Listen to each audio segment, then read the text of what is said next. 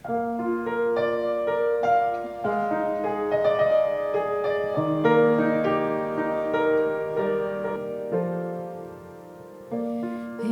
esmu Kristu glābts, un nu mans stāsts ir sākts.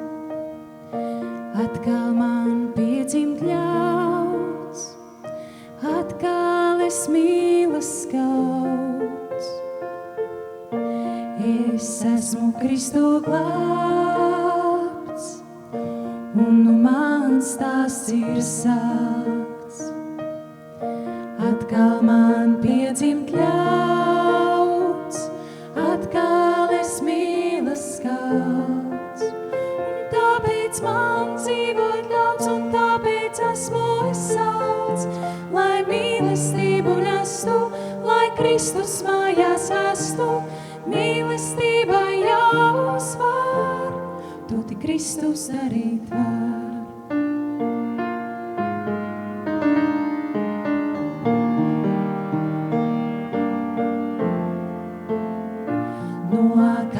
Pazīt var, ak, draugā roku skar. Mums tikai vienu prast, tuvākajam laimi rast. Un tāpēc man dzīvot ļauts, un tāpēc esmu es sauts, lai mīlestību nestu, lai Kristus mājās vestu. Mīlestība jāuzvar, to tik Kristus darīt var.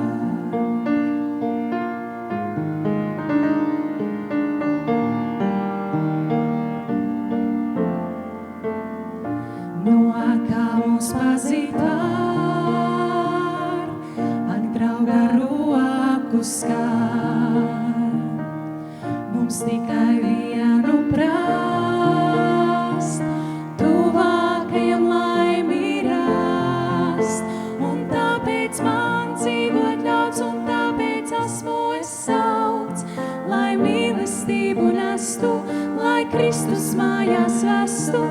Mīlestība jāuzvar, un tāpēc man dzīvot ļauts, un tāpēc esmu es sauts, lai mīlestību nestu, lai Kristus mājās vestu. Mīlestība jāuzvar, to tik Kristus darīt var.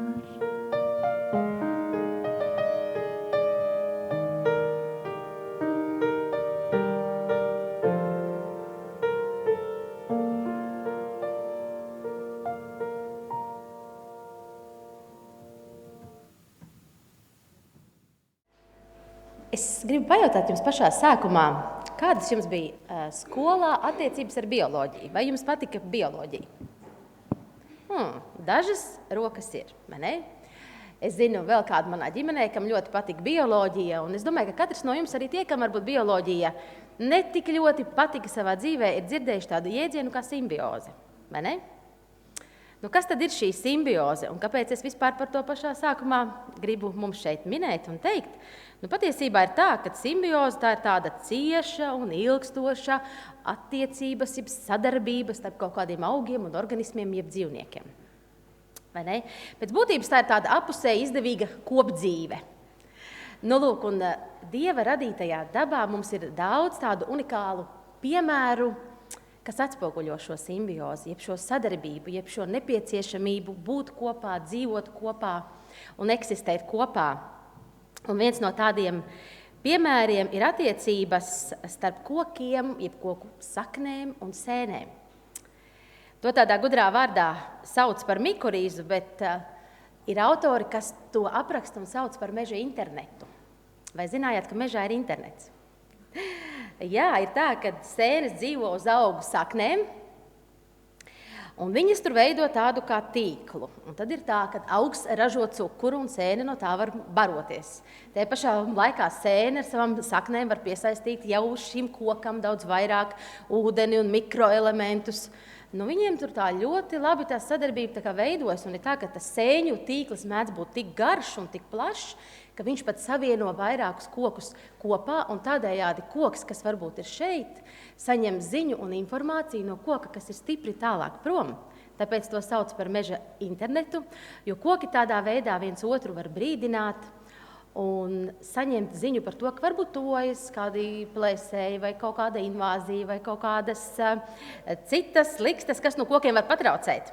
Nu, lūk, tā ir par sēnēm un par kokiem, un patiesībā ir ļoti tāda interesanta grāmata, koku slepenā dzīve, ko jūt un kā cits ar citu sazinās koki. Varbūt, ka kāds no grāmatu mīļotājiem šo ir lasījis, varbūt, ka kādam vasarai būs noderīga lasām viela.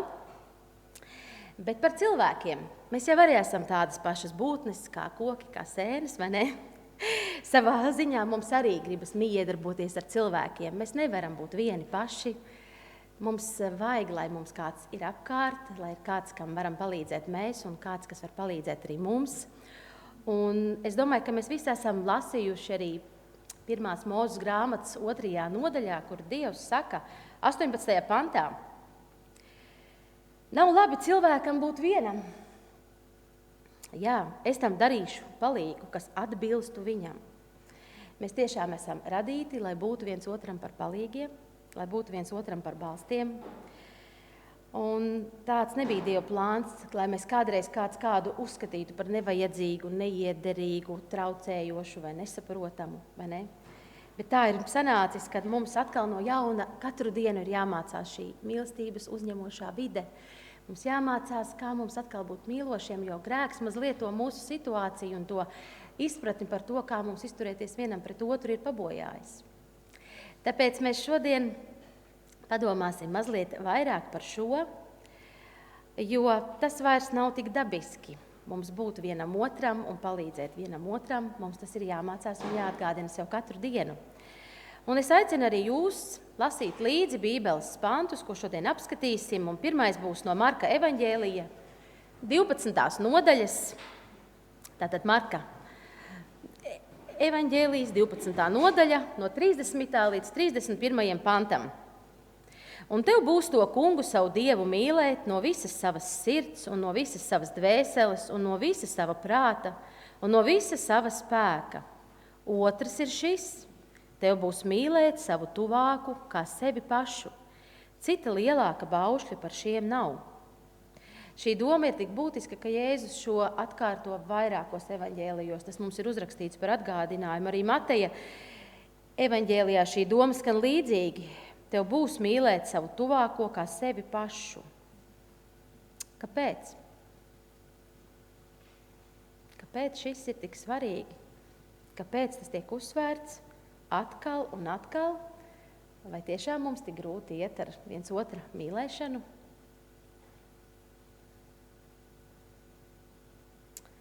Pats Salamans jau dažus tūkstošus gadus atpakaļ Salamana pamācībās 3. nodaļā un 27. pantā raksta šādus vārdus. Neliedzies labu darīt ikvienam, kam tas nepieciešams, jo tavai rokai Dievs piešķīris visu, lai tā to darītu. Neliedzies darīt labu ikvienam. Un mazliet jau pārceļoties vēsturē uz priekšu arī, tad, kad Jēzus jau bija šeit virs zemes un pat bija noslēdzis savas šīs zemes gaitas, tad tie, kas turpināja viņa darbu, arī apostols Pāvils vēstulē Filipiešiem 2. nodaļā un 4. pantā rakstīja: neraudzīdamies katrs uz savām, bet arī uz citu vajadzībām. Šī doma mums atkārtojas Bībelē gan vecajā derībā, gan jaunajā. Jēzus ar savu dzīvi to parādīja un uzsver vēlreiz un vēlreiz. Tev būs mīlēt savu tuvāko kā sevi pašu. Jā, tā interesanti ir īstenībā gadu simti iet, gadu tūkstoši iet, un tomēr šis aicinājums atkārtojas no jauna un jauna. Un mīlēt savu tuvāko, darīt labu ikvienam, raudzīties uz citu vajadzībām, tā būs arī mūsu šīs dienas tēma. Proti, tavam tuvākam vajag tevi. Vai esam par to padomājuši? Vai ikdienā tam pietiek laiks? Tavam tuvākam vajag tevi. šie vārdi varbūt, ka mūs ir iedvesmojuši no Rūtas Grosvaldes dzejas ar tādu pašu nosaukumu, ko dzirdēsiet arī svētdienas noslēgumā. Un es domāju, ka tāds interesants tas laikmets ir, vai ne? Kad viss ir tikai es, mana labbūtība, mana izaugsme. Nenolieksim to, ka tas arī tā kā ir svarīgi, vai ne? Jo, ja mēs būsim tādi noguruši un izdeguši, mēs arī citiem nevarēsim palīdzēt. Mēs būsim tādi, kam pašiem šī vajadzība būs pēc palīdzības. Un tomēr mūsu šīs dienas tāds ieskats un aicinājums ir padomāt par to, ka tavam tuvākam vajag tevi. Īstenībā ir tā, ka pat daba no šī viena manis minētā piemēra par meža internetu ir sapratusi to, cik ļoti svarīga ir šī sadarbība. Šī būšana kopā, vienam otra atbalstīšana, un īstenībā arī cilvēkiem tas ir tikpat svarīgi un vēl svarīgāk. Varbūt mēs arī no dabas varam šo to mācīties šajā jautājumā. Bet šobrīd mēs pievērsīsimies mūsu centrālajai rakstvietai un atkal šķirsim vaļā savas bībeles. Paskatīsimies, ko tad mums saka Dieva vārds Lūkasa evaņģēlijā 10. nodaļā. Un lasīsim no 25. līdz 29. pantam, tātad Lūkasa evaņģēlijas 10. nodaļa, 25. līdz 29. pants. Un redzi, kāds rakstu mācītājs piecēlās un viņu kārdinādams sacīja: Mācītāji, ko man būs darīt, lai iemantoju mūžīgo dzīvību? Bet viņš uz to sacīja: Kā stāv bauslībā rakstīts, kā tu tur lasi? Un tas atbildēja un sacīja: Tev būs Dievu savu kungu mīlēt no visas savas sirds, ar visu savu dvēseli, ar visu savu spēku, ar visu savu prātu un savu tuvāko kā sevi pašu. Viņš tam sacīja: Tu pareizi esi atbildējis, dari to un tu dzīvosi. Bet viņš gribēdams attaisnoties, sacīja Jēzum: Kurš tad ir mans tuvākais? Mēs arī varam sev šobrīd uzdot šo jautājumu. Kurš tad ir mans tuvākais? Es ļaušu kādu mirkli arī par to padomāt. Kurš ir mans tuvākais? Kas ir tie cilvēki, kas jums pirmie prātā nāk? Es pieļauju, ka tie varētu būt kāds no jūsu ģimenes. Mamma, tētis, sieva, vīrs, bērni, brālis, māsa. Nu, un tad jau kāds onkulis, tante, māsītes un brālēni. Vai šajā sarakstā atradās vieta kaimiņiem, vai šajā sarakstā bija vieta kolēģiem, vai šajā sarakstā bija vieta tiem cilvēkiem, kas šodien sēž mums blakus šajā zālē? Kā mēs viņus mēdzam saukt, garīgie brāļi un māsas, tā ir mūsu garīgā ģimene. Vai mūsu vietā, mūsu prātā, mūsu sapratnē ir šis mans tuvākais, arī tas, kas šeit draudzes telpā sēž mums blakus? Un šim rakstu mācītājiem, kas jautāja Jēzum šo jautājumu, kurš ir mans tuvākais, nāca tā atziņa un doma, kad īsti jau viņš nav izrādījis šo mīlestību saviem līdzcilvēkiem. Un tieši tāpēc viņš uzdeva šo jautājumu, jo cilvēkam, mums visiem vienmēr gribas sevi kaut ko attaisnot. Jo patiesībā jau ir tā, ka mums vieglāk ir mīlēt tos, kas ir mums līdzīgāki, kurus mēs saprotam, kas domā līdzīgi ar mums, kas varbūt kaut kādā laika posmā ar mums kopā ir bijuši, kas mums ir tā kā saprotamāki, citiem vārdiem sakot, savējie. Savējos vienmēr mīlēt ir vieglāk, vai ne? Bet Jēzus caur šo stāstu, arī ko lasīsim uz priekšu, aicina mūs mīlēt ne tikai savējos. Un izlasīsim šī brīdī arī no Mateja evaņģēlija 5. nodaļas 46. pantu, kurā teikts: Jo ja jūs mīlat, kas jūs mīl, kāda alga jums nākas? Tas ir cilvēcīgi mīlēt tos, kas mūs mīl. Labi, ka Jēzus savu mīlestību nešķiro, un labi, ka viņš mūs mīlēja un mīl mūžīgi. Un labākais ir tas, ka viņš mūs mīl un mīlēja jau tad, kad mēs vēl nesapratām, ka mums to vajag. Mēs pat nesapratām, ka man vajag, lai Jēzus mani mīl, bet cik labi, ka viņš pirmais mani ir mīlējis. To apliecina arī vēstulē Romiešiem 5. nodaļā un 8. pantā rakstītais. Romiešiem 5:8. bet Dievs savu mīlestību uz mums pierāda ar to, ka Kristus par mums miris, kad vēl bijām grēcinieki. Un par to domājot, es varbūt līdzdalīšu arī kāds pārdomas no savas dzīves. Es esmu pateicīga Dievam par to, ka Viņš pēdējā laikā, es nemāku pateikt, cik ilgi un kad, ir sācis vērt manas acis vaļā uz tiem cilvēkiem, varbūt kurus mēs ikdienā sastopam, gan tuvus, gan netik tuvus, kas ir nonākuši kaut kādās tādās krīzes situācijās. Varbūt viņiem nav kur dzīvot, varbūt viņiem ir kaut kādas atkarības. Jā, mēs visi kā cilvēki esam ļoti labi audzināti, mēs izturamies ar cieņu pret šiem cilvēkiem. Ja mēs esam kristieši, jā, mēs esam laipni, mēs nekad to nenosodam, vai ne? Bet man pēdējā laikā tieši ļoti bieži šis jautājums skan, cik ļoti Dievam sāp. Es nekad neesmu tā domājis tik daudz par šiem cilvēkiem tieši. Jā, viņiem ir vajadzīga šī praktiskā palīdzība, bet cik ļoti Dievam sāp, viņi visi ir tiesīgi tapt glābti, kā tu, kā es. Arī viņiem tas nekas, ka šī brīdī ir kaut kādas atkarības, grūtības un izaicinājumi, ne? Bet arī šie cilvēki ir Dievam mīļi, un kad es garām eju, man ir jādeg sirdī par to, ka šie ir Dieva bērni. Un es priecājos, kad šādas domas mūsu sirdī parādās. Ar domām, protams, ir pamaz, ir jāsako arī rīcībai, bet paldies Dievam par to, kad varbūt pat caur kaut kādu vecāku dzīves pieredzi nāk šī doma par to, cik ļoti Dievam sāp. Un ir labi, ja mums arī sāp, kad mēs redzam līdz cilvēkus sev apkārt par to, ka mums ir jāparūpējas, jālūdz, jācer un jāgaida, lai arī viņi tiktu glābti. Jo viņi visi, tāpat kā mēs, esam Dievam mīļi bērni. Stāsts par Dievu mīlestību, vai ne? Par to, kā tā darbojas arī mūsu sirdīs. Un šī brīdī mēs varam lasīt atkal tālāk šo stāstu, ko jau iesāka Jēzus Lūkas evaņģēlijā, 10. nodaļā, kur viņš runā šo rakstu mācītāju. Tātad Lūkas evaņģēlijas 10. nodaļa, 30. līdz 37. pants.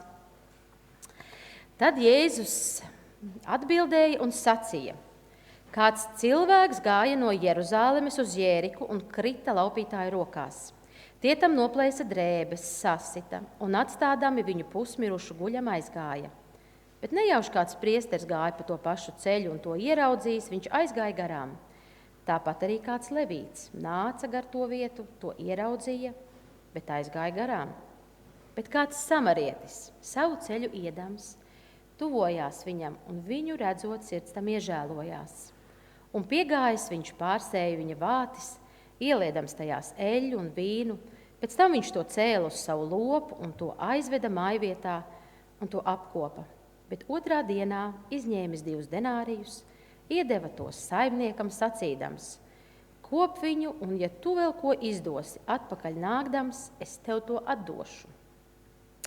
Kurš no šiem 3 cilvēkiem tev šķiet tas tuvākais bijis tam, kas krita laupītāju rokās, jautāja Jēzus. Un raksturmācītājs viņam atbild: tas, kas viņam žēlsirdību parādījis. Tad Jēzus uz to sacīja: nu tad ej un dari arī tu tāpat. Un šeit varētu pilnīgi teikt āmen un kaut tā piepildītos arī mūsu dzīvē. Un tomēr mēs mazliet vēl pieskarsimies šim notikumam. Un es ticu, ka tādu jauku grāmatu kā Laikmetu ilgas jūs esat lasījuši ļoti daudz, bet tie, kas varbūt nav, to droši var uzmeklēt un lasīt. Tur ir brīnišķīgi gan apraksti, gan papildinājumi par Jēzus dzīvi, un arī šis notikums tur ir atspoguļots. Un kas tad notika īsti šajā situācijā? Kas notika uz tā ceļa starp Jeruzālemi un Jēriku? Nāca priesteris, viņš paskatījās un aizgāja. Nāca levīts. Mazliet jau tā kā labāk. Viņš vismaz pievērsās, viņš tā kā saprata, ka problēma ir. Viņam varbūt pat skaidrs bija, kas tā kā jādara. Un īstenībā, man liekas, ka te mēs katrs varam atpazīt arī sevi kaut kādā brīdī. Mēs visi esam eksperti par to, ka mēs zinām, kā ir jādara. Tā ir mūsu specialitāte numur 1. Mēs zinām, kā citiem jādara, sevišķi labi mēs zinām. Būtu labi, ja mēs vienmēr zinātu, kas mums pašiem tā kā jādara ir. Bet arī Levīts bija viens no šiem. Tātad viņš bija, es zinu, kā ir pareizi, eksperts, vai ne? Un tomēr viņš nedarīja. Kāpēc viņš paskatījās, saprata, kas ir, ko vajadzētu, bet pagāja tā kā garām. Un tas nebija tāds īpaši patīkams pasākums. Jo šis vīrs, kas gulēja uz ceļa, viņš tur bija asiņains un kails, un tās bija problēmas, un tās bija liekas darīšanas, un tas atkal bija tāds liels tāds apgrūtinājums un šķērslis manā ikdienā. Tā nu viņš devās prom. Un patiesībā tajā brīdī mēs kā cilvēki vienmēr tās domas uzreiz, labi, tas neatiecas uz mani, gan jau kāds cits to nāks un izdarīs, vai ne? Gan jau, ka mums ar kādreiz tāda doma ir caur galvu izskrējusi pie kādas problēmas situācijas. Un īstenībā ir tā, ka abi šie cilvēki bija tādā augstā amatā. Ja mēs salīdzinātu ar mūsdienām, mēs varētu teikt, ka tie bija cilvēki, kam bija jāreprezentē Dievs tautā. Viņiem bija jāatspoguļo Dieva raksturs. Ja tās būtu mūsdienas, tad varētu teikt, ka tie bija tādi draudzes cilvēki, tie bija baznīcas cilvēki, tie bija kristieši. Labi, viņi nebija tajā situācijā, bet ja tas būtu tā kā mūsdienās, jā, mēs varētu teikt, ka tie bija kristieši. Un te jautājums, vai arī mēs bieži kā kristieši nenonākam līdzīgās situācijās. Domājot par to, cik tomēr labi mēs esam, vai tiešām mēs vienmēr esam tik labi un tik pretim nākoši un tik atsaucīgi tiem, kam ir kāda vajadzība. Un es gribētu arī varbūt kādu citātu, patiešām no šīs grāmatas Laikmetu ilgas, ja mēs šeit ieklausītos. Eņģeļi noraugās uz Dieva ģimenes pārdzīvojumiem šeit virs zemes un ir gatavi sadarboties ar cilvēkiem, lai atvieglotu apspiešanu un ciešanas. Dievs ar nolūku bija vadījis priesteri un levītu pa ceļu, kur gulēja ievainotais cietējs, lai tie redzētu, ka šim cilvēkam ir nepieciešama līdzjūtība un palīdzība. Visas debesis vēroja, vai šo vīru sirdis aizkustinās žēlums pret cilvēku nelaimi. Debesis ir ieinteresētas palīdzēt, debesis to vēlas īstenot caur mums, caur katru vienu. Bet stāsti par to, kāda būs mūsu reakcija, vai mēs darīsim kaut ko vai nedarīsim. Patiešām visas debesis šodien noraugās uz mums un redz cilvēku vajadzības, un vēstulē Galatiešiem 6. nodaļā un 2. pantā ir arī kāds vārds, kas rakstīts un kas liek mums vēl par šo tēmu mazliet vairāk tā kā padomāt. Nesiet cits citu nastas, tā jūs piepildīsiet Kristus likumu. Interesanti. Nesiet cits citu nastas. Un arī turpat tālāk Jēkaba vēstulē 2. nodaļā un 15. līdz 17. pantā. Jēkaba vēstule 2. nodaļa, 15. līdz 17. pants, mēs lasām šādus vārdus. Ja brālis vai māsa ir kaili un tiem trūks dienišķas barības, bet kāds no jums viņiem teiktu, ejiet ar mieru, sildieties un baudiet barību, bet nedotu viņiem to, kas miesai vajadzīgs. Ko tas palīdz? Tāpat arī ticība, ja tai nav darbu, tā pati par sevi ir nedzīva. Un šajā sakarībā es arī gribētu vēl kādu citātu no brīnišķīgas grāmatas Kristus dziedinošā kalpošana. Uz savu māju sienām, gleznām un mēbelēm mums jālasa vārdi. Nabagus bez pajumtes uzņem savā namā. Uz mūsu drēbju skapja mums jālasa it kā ar Dieva pirkstu rakstītus vārdus, kailus apģērb. Ēdamistabā uz galda, kas klāts ar bagātīgiem ēdieniem, mums būtu jāredz uzraksts, vai ne tā, ka tu savu maizi lauz izsalkušajam. Kā vienkāršas un saprotams lietas. Īstenībā ir ļoti labi, jo mūsdienās ir sociālie dienesti, vai ne? Un arī kāds no jums šeit strādā sociālā dienestā, ļoti labi ir pazīstams ar šo sistēmu un ko šie dienesti un varbūt vēl kādas citas organizācijas un biedrības, kādu praktisku palīdzību, jeb jautājums var risināt visas šīs te jau pieminētās iestādes. Bet tas nenozīmē, ka mums jāatņem ir darbs sociālajiem dienestiem vai biedrībām un organizācijām. Mēs zinām, redzam un saprotam, ka darba pietiks mums visiem. Nebūs tā, ka pēkšņi būs jāatlaiž sociālie darbinieki, ja draudzes locekļi kļūs ļoti gan aktīvi, gan atsaucīgi, vai ne? Darba ir daudz, un cilvēku, kam palīdzēt, ir arī daudz. Un pievērsīsim varbūt mazliet arī šo mūsu uzmanību, ka arī mums pašiem, kā kristiešiem šeit draudzē, arī ir savas vajadzības. Ir labi, ja mēs lūkojamies ārpusē, bet arī mums šeit iekšienē ir cilvēki, kam vajadzīgas. Ir kaut kāds mūsu gan atbalsts, gan sapratne, gan uzklausīšana, gan nenosodīšana. Un šo es mazliet stāstu no pieredzes par to, ka pagājušā gada nogalē sieviešu kalpošanas nodaļa tādu mazu aptauju bija izsūtījusi tām sievietēm, kas apmeklē mūsu draudzi. Un jautājums bija par vajadzībām, par to, kāda ir mana vajadzība, ko es sagaidu, kā man palīdzēs un atbalstīs. Kā arī jautājums bija par to, ko es varu palīdzēt. Un jāatzīstas, ka mūsu draudzē ir māsas, sievietes praktiķis. Tas ir brīnišķīgi. Viņas ir gatavas darīt daudz, bet ir arī sievietes, kuras ļoti gaida šo kluso atbalsta plecu, kuras varbūt kaut kādā brīdī ir pazaudējušas šo uzticību, kuras varbūt baidās kaut ko teikt, jo baidās tapt nosodītas. Un ir tādas, kas atkal ir saņēmušas ļoti spēcīgu šo atbalstu un pasakās arī draudzēji. Tas nozīmē, cik dažādas var būt tās situācijas. Mēs nezinām, kurā brīdī mums ir jāparāda šī jutīgā, palīdzošā roka. Mums ir jābūt misionāriem savā ģimenē, mums ir jābūt misionāriem savā draudzē, baznīcā, un mums ir jābūt arī misionāriem ārpusē, vai ne? Bet reizē mums ir tāds sava veida izaicinājums, jo mēs nevienmēr zinām tās problēmas un vajadzības, kas patiesībā cilvēkiem ir.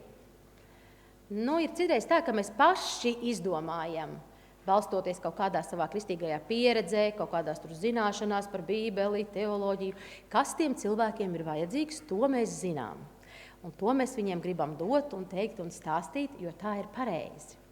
Un citreiz mūsu kalpošana šajā palīdzēšanā var pārvērsties par tādu interesantu lietu, ko sauc par saldējuma tirgošanu Ziemeļpolā.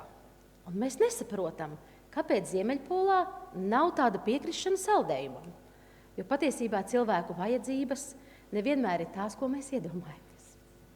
Vai ne? Varbūt kādam patiešām Ziemeļpolā saldējums būs vajadzīgs. Gan jau ka kādam, bet vai lielākajam vairumam. Un es domāju, ka tie, kas ir pieredzējuši uzņēmēji, tie arī zina, ka veiksmīgs uzņēmums ir tas, kas atrisina kaut kādu problēmu. Tad kas ir tā problēma? Kas ir tā sabiedrības vajadzība, ko mēs kā draudze risinām?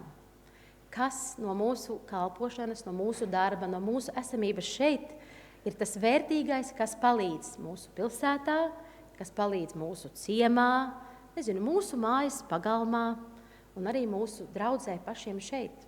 Mums ir jāpadomā par to, kas ir tā vajadzība. Nevis tā, ko mēs esam izdomājuši, bet tā, kas patiešām cilvēkam ir. Un reizēm cilvēki tiešām nezina, ka viņu vajadzība ir Jēzus, un viņi līdz tam nonāks. Un daudzas praktiskas lietas tajā brīdī, kad cilvēks saprot, ka viņa lielākā vajadzība ir Jēzus, sakārtojas pašas par sevi, vai nomierinās prāts, vai nomierinās dvēseli, un tad uz praktiskām lietām arī var paskatīties tā mierīgāk. Jo citreiz mūsu sakarslušais prāts no sadzīves problēmām ir tāds, jo mūsu dzīvē ir par maz Jēzus. Bet nevienmēr mēs paši to pamanām. Nevienmēr tie cilvēki, kas ir mūsu apkārtnē, to saprot, zina un jūt. Tāpēc mūsu uzdevums ir viņiem pajautāt, mūsu uzdevums ir saprast un identificēt, gudrā vārdā sakot, kas tad ir tās sabiedrības vajadzības. Un varbūt nevienmēr tirgot saldējumu Ziemeļpolā.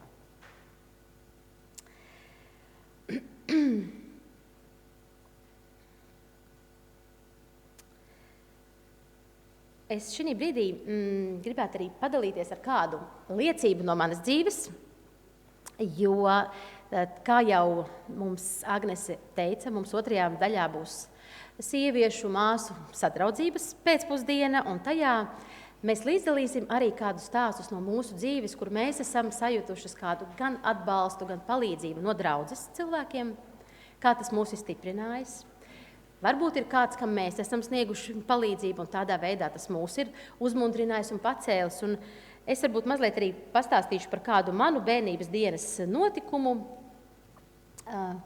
90. gadu sākumā, kad daudzi, kas tajā laikā dzīvoja, sevišķi pieaugušie, kas bija vecāki tajā laikā, atceras to, ka laiki nebija viegli.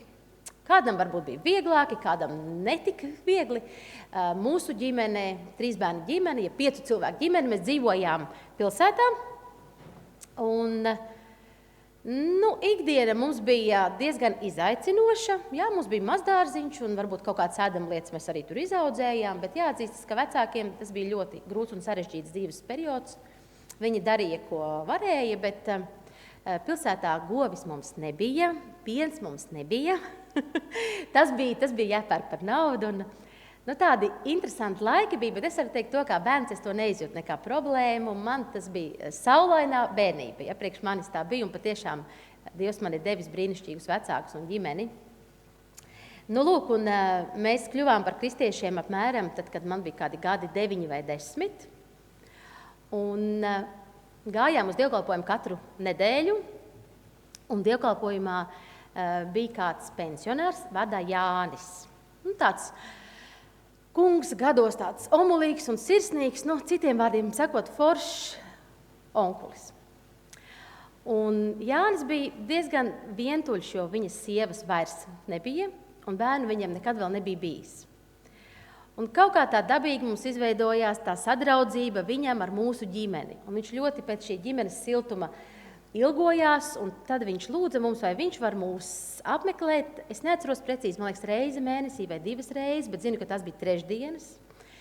Tad, kad mēs nācām bērni no skolas, tad, kad vecāki nāca no darba, tad Jānis jau sēdēja mūsu treptelpā uz trepītēm. Viņš bija izgājis caur tirgu. Viņam bija liela soma, un somā bija tas, kas mūsu mājās parasti nebija, jo tie bija grūti laiki. Tur bija našķi, konfektes. Tagad mēs neapspriedīsim to, cik tas ir veselīgi vai neveselīgi. Bet tajā laikā tādas lietas uz mūsu galda pat nebija īsti svētku reizēs. Līdz ar to Jānis tie bija svētki.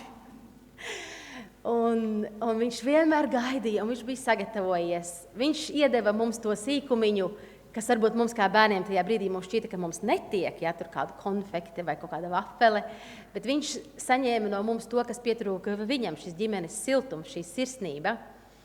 Un īstenībā jau ir pagājuši kaut kādi gadi 25, kopš Jāņa vairs nav. Un es nevaru pateikt, ko viņš teica. Es neko neatceros, ko viņš teica, bet es atceros tikai to, ko viņš darīja. Un to sirsnību, kā viņš smaidīja, kā viņš priecājās mūs satikt, tas bija tā paliekoši uz mūžu. Un šeit pierādās šie Kristus vārdi, kad nemīlēsim ar vārdiem, bet mīlēsim ar darbiem.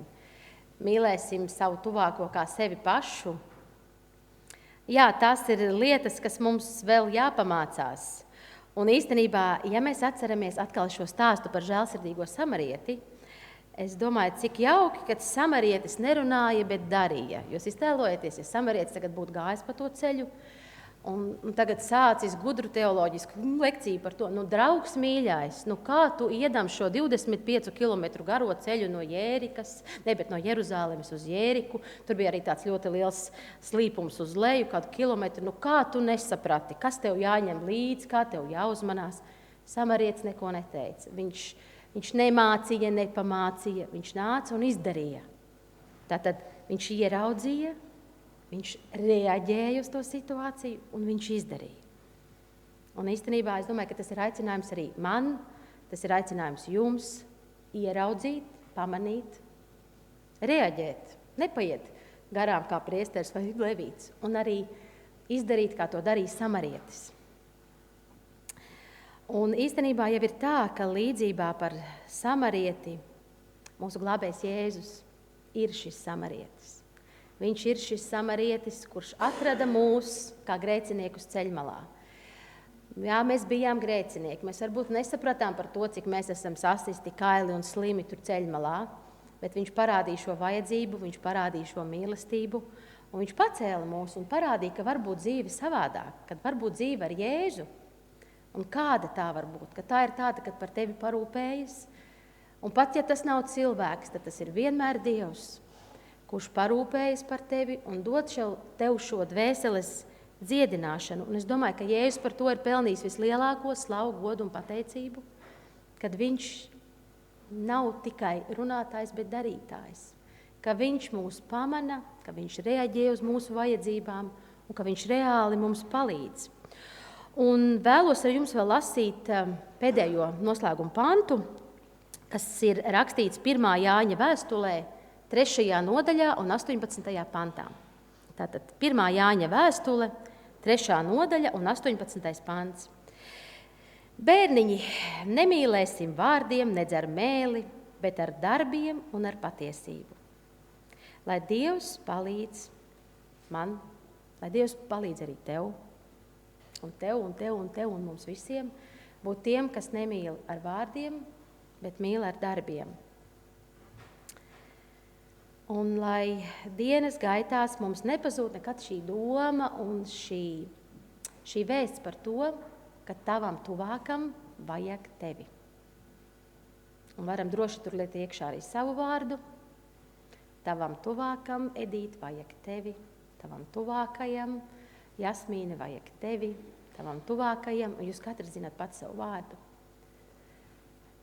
Lai šī doma mums paliek prātā un atcerēsimies, ka Jēzus bija pirmais, kas noliecās, kas atrada, kas dara un vienmēr reaģē uz mūsu vajadzībām.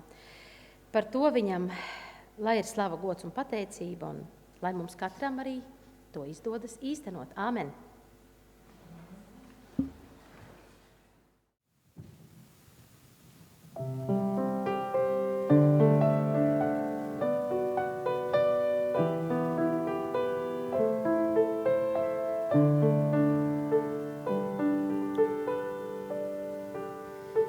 Debesu Tēvs, māci man, Tavam beznesim būt. Stiprini garu un ticību dod, lai kalpotu citiem kā tu. Klistošam naktī liec gaismai man būt, ceļu tam rādīt un lūgt. Katram, kas meklē, vēlos es būt, kā mīlestības liesmā. Skumjās ļauj man cerību nest, ko glābējs vienīgi sniegs. Ciešanās vēlos līdzīgas just, lai kalpotu citiem kā tu. Klistošam naktī liec gaismai man būt, ceļu tam rādīt un lūgt.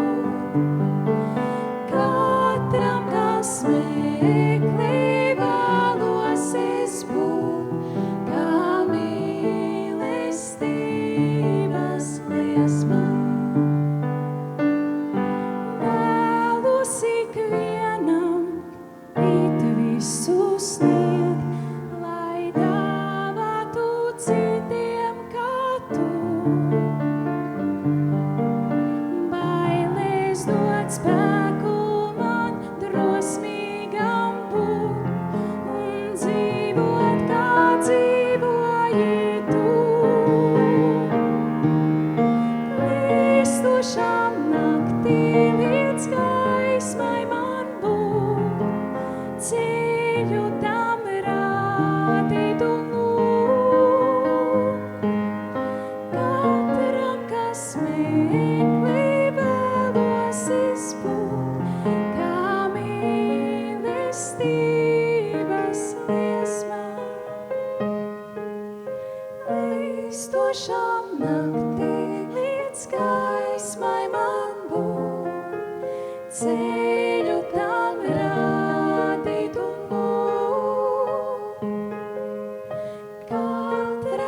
smēkli vēlos es būt, kā mīlestības liesmā, kā mīlestības liesmā.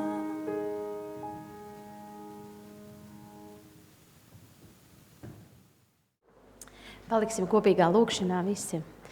Mūsu mīļais Tēvs debesīs, mēs esam ļoti Tev pateicīgi par to, ka Tu vēlies katru no mums glābt. Pat tad, ja mēs vēl nesaprotam, ka mēs esam glābjami, pat tad, ja mēs citreiz paši pat nesaprotam savas vajadzības un esam kaut kādā veidā, kungs, apmulsuši vai nesaprotam to, kāpēc mums ir grūti un kas tieši mums var palīdzēt. Paldies, ka Tu pirmais apstājies pie mums šajā ceļmalā, ka Tu tāpat kā šo sasisto vīru Tu arī vēlies mūs pacelt un glābt un dziedināt un ārstēt no lietām, kas neļauj mums justies tā viegli, brīvi, patīkami un droši.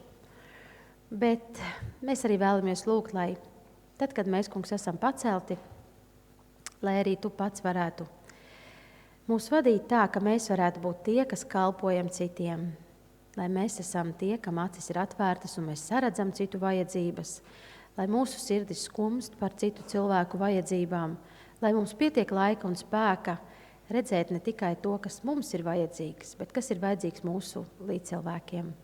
Gan tiem, kas ir mūsu tuvākā apkārtnē, gan tiem, kas ir šeit vietā, kur mēs esam šī brīdī, arī šeit draudzē, gan arī tiem, kas ir mūsu ikdienas tādā saziņā. Palīdzi mums, debes Tēvs, būt atvērtiem, atsaucīgiem, jo, kā mēs dziedājām arī šajā dziesmā, Tu vēlies caur mums darboties. Palīdzi mums ļaut un būt atsaucīgiem, ka Tu vari, kungs, darboties caur mums. Maini mūsu sirdis, maini mūsu domas, mūsu skatījumu, paņem no mums arī kādus trūkumus vai egoismu. Palīdzi mīlēt, kā Tu mīlēji, un palīdzi ikdienas arī novērtēt Tavu mīlestību un pateikties par to. Tāpēc mēs lūdzamies, lai Tu svētī mūs, lai izdodas īstenot šo Tavu parādīto mīlestību arī mūsu dzīvēs. Bez Tevis mēs to, kungs, nevaram, tāpēc vadi Tu mūs pats un svētī un palīdzi tiešām tiem, kas arī šodien jūt kādu vajadzību, kas varbūt to nevar izteikt skaļi vārdos, bet tiešām, kungs, saved kopā ar tiem cilvēkiem, kas var pamanīt un kas var atrisināt šo vajadzību.